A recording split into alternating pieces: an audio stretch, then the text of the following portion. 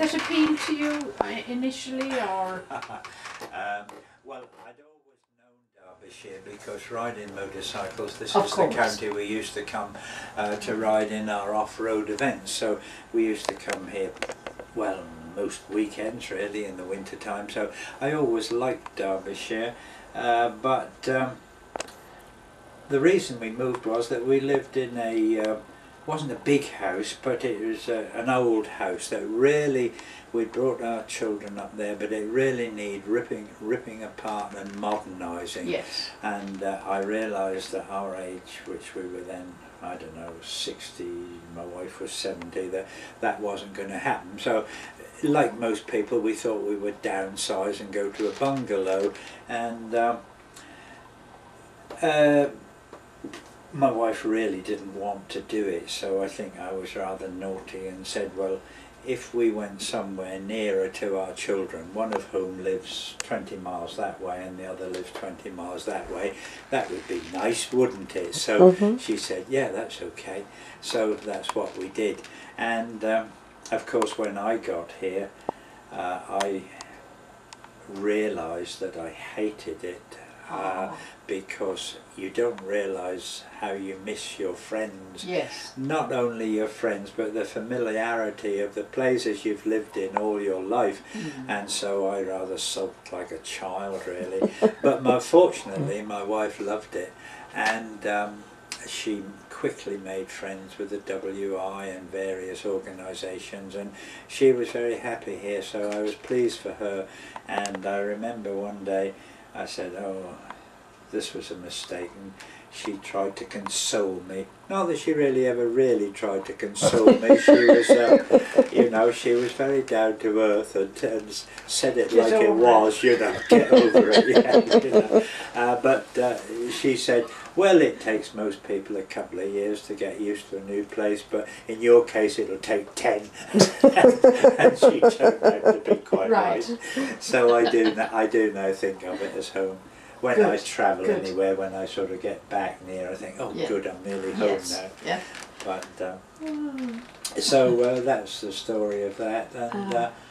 And so from well, yes, and we were happy here, yes, and so all's well that turns out well, and it's nice to be in the countryside, yet you know, close enough to a town for all your amenities, and we've got some bigger towns not too far away. One is 12 miles and 20 miles, and so if one wants the big stores, they're there. So all is well, really. And now here I am, I sit in this little room doing my thing. Very good. Lovely.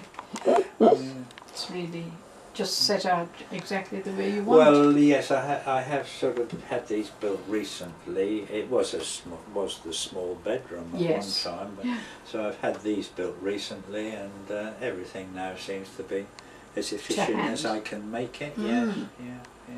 Very good. And you've got your E.T. who's famous. Oh, E.T. is there? Yes. He is. Yes. And who's the other guy? Pooh Bear, that's it. God, I'm losing. I've got friends who, they always seem to buy me these sort of toys. Cuddly. The E.T., my daughter bought one of the grandchildren E.T., and she always has a habit of buying presents that are a little too young for the persons, you know. I think the boy was about probably 12 or something at this age, you know, so they said thank you very much. And of course he's lovely and he does talk to you, but it's like you know, like a lot of people, you can get a bit fed up with him, you see. So if he doesn't shut up. Yeah, that's right. And it's difficult to get to shut up, actually. I've read the book, and you're supposed to turn him upside down, and he shuts up, but he doesn't. He doesn't. So I think they got tired of him, and I was over visiting one day, and they said, we've got a present for you. And I thought, God, this is unusual. I've never had a present from you. You still get your mother to even sign your Christmas card, you know. So they brought E.T. down, and they said, here, you can have E.T. And of course I do like him, so I said, oh, I love E.T. And they said, you'll soon get fed up with it. But I haven't really. He's quite nice. And actually he's a very clever toy because he's programmed to have some sort of a memory, and he starts off sort of being very suspicious of you, and then gradually he gets to love you, and then once he's at that stage you can hold his hand and he gets quite affectionate, and he said, and eventually he says, I love you. Which is just, I mean, just like it simulates the story of the E.T. film, doesn't it? Where, and I loved that. I loved that film. It was good, yeah. And I don't know when it came out. It was years ago. 1982. Well, that's right. Because we checked it out, didn't we, Mum? Did you? Yeah. And at that time, I was working in stables in a hunt yard, and of course they're all girls in the stables, aren't they? And so we had a few nights out and things, and one suggestion was that we'd go to the cinema. So we all went to the cinema. I think there was another young man there as well, but mainly a group of sexy sort of girls. You know? And I mean, I loved the film. And I cried. I nearly cried the other day when it was on. I mean, Still. And they never let me live it down. Of you course. know? I mean, I didn't sob, but obviously moved. Yes, of course. The first time I saw it, I cried when I thought he was dead. Yeah, I know. At that stage, you know, and then of course he came back. I mean, well, I'm very easily moved by all sorts of things, and particularly relationships and things, because it all ended happily. Didn't It did, thank goodness. So that. Oh, there he goes.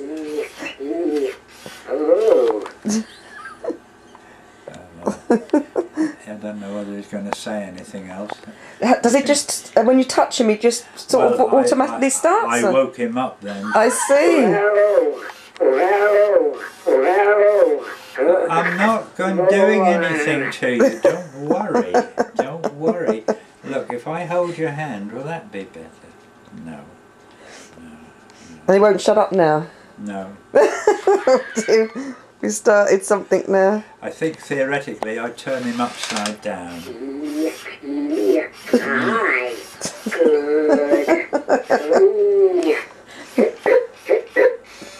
got hiccups now. Brilliant.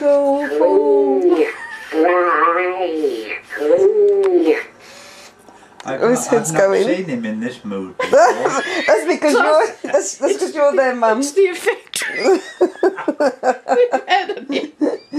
Well, he's smiling anyway. You see? How can you tell? Well, it looks like he's... Oh, look, there's his hair.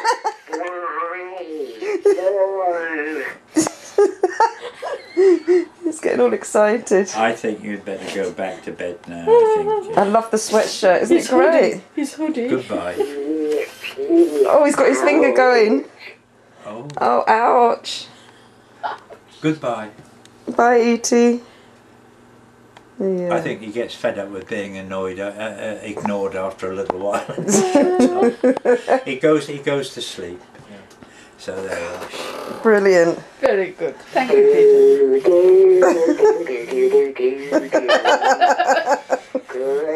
I think he's joined the Zimmers.